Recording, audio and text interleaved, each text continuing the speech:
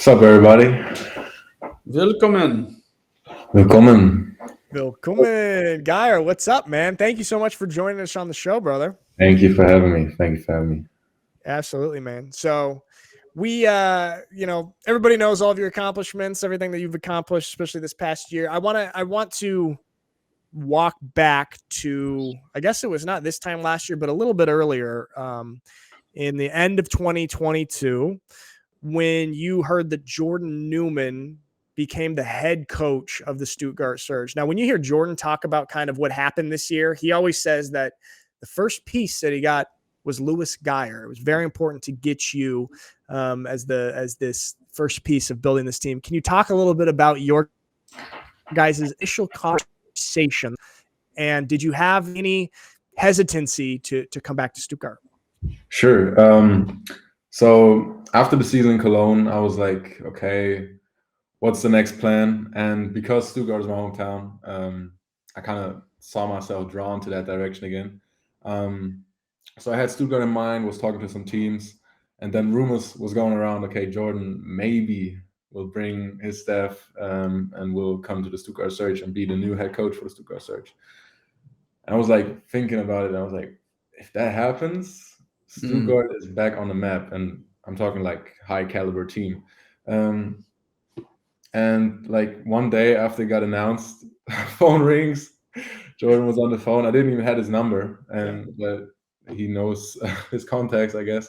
So I talked with him, and I think I said to him the first call, "Yeah, I'm down. I'm in." Like there was no hesitation. Like I followed Jordan during his time in Superstar, and what he did is legendary. Like he is the best coach when you talk about European football, and so playing under him and under his staff is an amazing staff. I think the best in the ELF. So having that as an offer to play for was just no doubt. I'm gonna play for you, and I'm happy. Yeah. Louis, did you play for Jordan at Schwäbisch Hall, or were you playing with Stuttgart Scorpions? Never. I played with the Stuttgart Scorpions until COVID hit German football, and then my first season was with the Stuttgart Surge. That was actually my first like adult football. My first ELF season. It's pretty cool. And then I did my second year was with the Cologne Centurions. So then I came back from there, and that was the first year I had with Jordan. Louis, can you talk a little bit? Obviously, so that was kind of your mentality with the decision to join the Surge and be a part of kind of this rebuild. Can you talk a little bit about 2023? I'm sure you expected the team to be better than in previous years, but did you expect to be playing in the championship game and scoring the first touchdown in the championship game? Honestly, I did expect it. Like we had high expectations, and I think there were some rumors or talks. Yeah, the Surge is and they are more that they are. Like they didn't prove themselves. A new team, so there were talks around. But we knew we were a team. We knew we we're a high caliber team that can play against the best in the league. So we had that goal in mind before the season, but we had to prove it to ourselves and to the community, I guess. But we took it game by game. So of course we had the division in mind. Okay, we want to play for the championship in September, but we took every game like as our championship game, and things counted up, and we were in the championship game. But I say it was a dream of mine, like catching the first touchdown in the final. I wish I had done some more in the final, more touchdowns, but there's a new season coming up, so I have a chance to do it again. What do you think is so special about Jordan? I think his calmness, his always making the right decision. I think I never had like a feeling in my mind when I was on the field, okay, Jordan doesn't have a play for that exact situation. Mm-hmm. So we could be at the third and forever. I think, okay, Jordan got the play that will bring us the first down. And I didn't even question it. And I think I played under coaches that wouldn't like have the exact calmness or the decision making in those situations. And Jordan was like, okay, yeah, that's the situation. We got that in that play. And then we like in practice the whole week, we are like, we drilled for situations like this. So it's just like a factory worker that is under his command, and like his calmness and decision making, I think, was what makes him great. Mm-hmm. Absolutely, Louis. I love that you said that, man. That's probably one of my favorite characteristics of Coach Newman too. And I got to see that over the years, and then especially in these, really high pressure situations, to have the leader of the team and the head coach have this calm mentality. And that was one of the things I was also impressed with a lot of the Stuttgart Surge players this year, and you guys doing a lot of stuff, all of this mentality work, I think, is a super impressive thing, and that kind of all stems from the top. There was a little bit of adversity this year with the Surge. You guys went through 3 different quarterbacks. You have 3 different starting quarterbacks. Can you talk a little bit about this situation, especially for you as a receiver? Your job and performance is so dependent on your quarterback and your connection with the quarterback. How was this year, fighting through having a new quarterback time and again? Yeah, it's tough. Having a great quarterback like Riley, for me, the best quarterback I ever played with, going down, I was like, as a receiver, it breaks your heart because I have such a good connection to Riley. Like, we trust each other blind. So having a connection, like from a receiver standpoint, with a quarterback is so important. Like, the chemistry has to like be perfect. And when you see your quarterback go down, your friend go down, it's always like, okay, what now? But then again, the decision making, what's the next point? Jordan got the new man. We call Jan Weinreich, good friend of mine.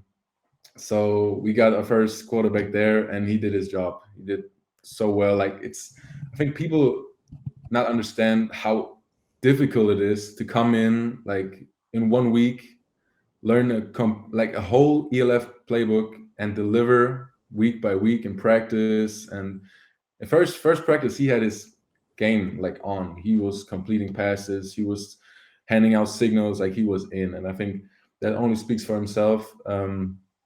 So yeah, then we had Kenyatte, another great guy. I think he did his best job, and I think he had his best job interview with the game against Milan.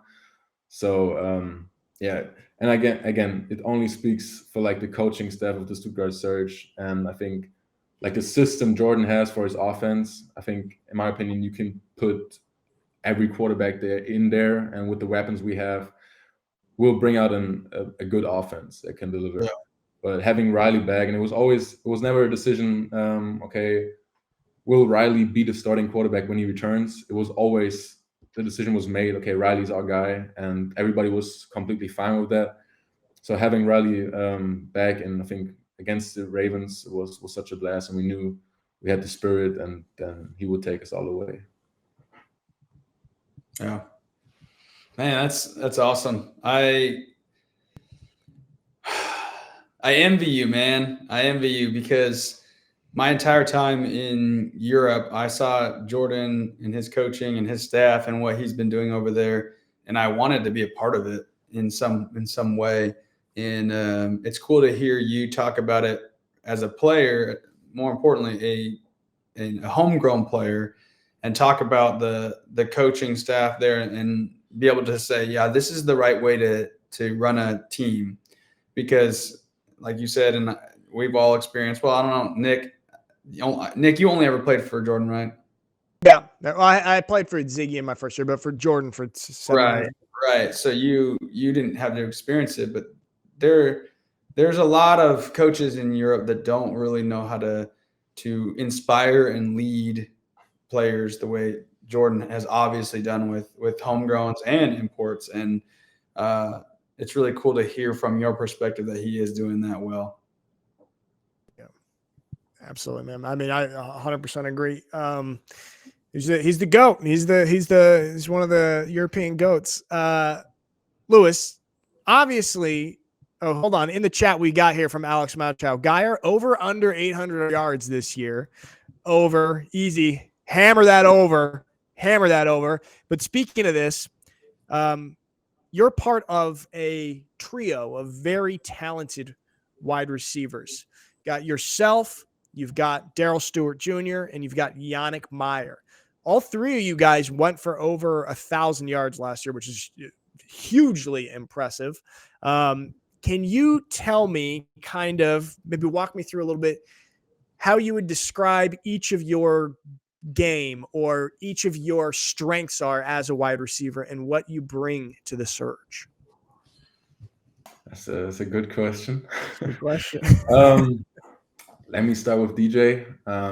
In my opinion, the best wide receiver in the LF. He's just a complete all-rounder, like the prototype how a wide receiver should play the position and how he should be. I'm talking deep threat, short yardage situations. Like, you can give him the ball and he will make a play. He's reliable. He can throw the ball up and he's going to catch it over everybody. So that's about DJ. There's just like nothing really to talk, or like nothing he can't do. So with Yannick, I think he is one, if not the most athletic player in the league. So if you give him the ball, a fade, he will catch it. It's a short screen pass, and he sees any kind of green, he's gone, or he will jump over you. It's like, no matter the situation, he will find a way. It's because he's so athletic. And I guess I try to mimic those two, because like those are like idols for like my kind of playing. I want to be a sponge and take like every good thing about their game and like put it into my game.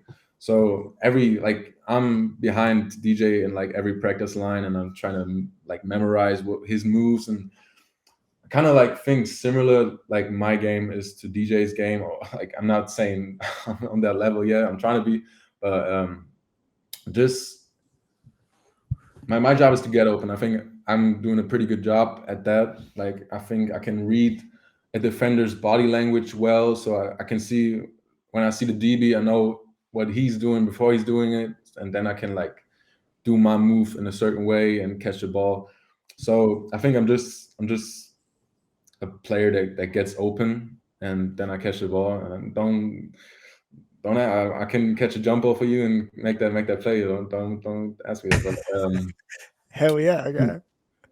I think I just do my job well, and yeah, that's it.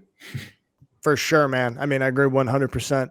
I remember last year during some of the first few practices that I was joining you guys to do some filming stuff with the Surge, and this is before I knew you. It was maybe February, March, and Jordan would tell me, "Hey, watch this kid going through these routes." And obviously I saw that, and that was my first impression of you. And what's kind of we talked about and what really stood out is kind of how natural everything looks for you. You make things look quite easy, which just goes to show that it's so natural for you, and it's just been so fun to watch you, man. And it's crazy what you've accomplished so far. You're 22 years old. The future is bright as hell for you, man. And I'm just so excited to see what you continue to do. We got one last question here from the chat for the receivers. What do you think about Coach JoJo? This is from Marcus Kintz. Coach JoJo Joyner, the wide receivers coach. Yeah, that's my family. Coach JoJo, I only have love for him. I know him for so long because we had an elite skill camp. I think, Silas, you were a coach there as well. So no way. I remember that. Yeah. Wow. So I know Coach forever. And I think our friendship is like such a like strong bond. So not even the player coach, it's more like a family talk, like a big brother that I can talk to, not even about like football stuff, but everything that's going on. And I think it translates to have a bond with your coach like that. It translates so much in the drills and the communication in the game, which only like brings not us two, but like the whole receiver group. We have such like a close bond, a brotherhood. It like creates a whole different vibe in the game. So, and if he shouts at us, like, we're totally like, okay, yeah, fine, 100%, and like we know what's up. So Coach JoJo is special, and I'm only of love for him. Yeah. Absolutely, man. He also has gray hair now, and That's the early game, man. I'm not gonna let that slide. I don't even, JoJo. I don't know if you're on here, but I'm gonna shout you out, man, for that great hair. I saw JoJo at Stuttgart my last game, and I almost didn't recognize him. I said, "What is going on?" And Jamal over here is saying, "I'm old." Go look at a picture of JoJo right now and see his gray pigtails sticking out like this. Hey man, he looks great. That's a sign of a distinguished gentleman. It's the wisdom showing up right there. And the man is wise as hell. J9 JoJo Joyner. But absolutely, man. Louis, we appreciate you, man, coming on the show. Thank you for inviting me. Hell yeah, man, and just so excited for what you're gonna do this year. Can't wait to see it. Get your camera ready. Yeah, we'll get the camera ready for sure, man. All right, Louis, thank you, man. We appreciate it. We'll see you soon, man. Bye, everybody. Bye. Thanks for coming, man.